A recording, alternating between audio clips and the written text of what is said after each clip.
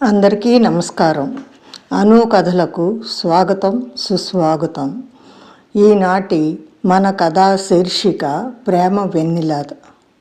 ఇది ఆకాశవాణి ద్వారా ప్రసారమైంది.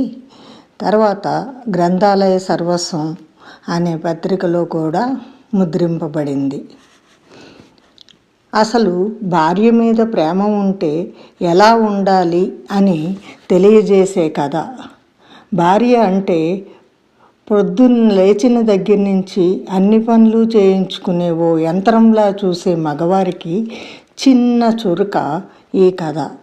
సమాజంలో ఇలాంటి దంపతులను చూసి చూసి ఇలాంటి కథ రాయాలనిపించింది ఒకప్పుడు.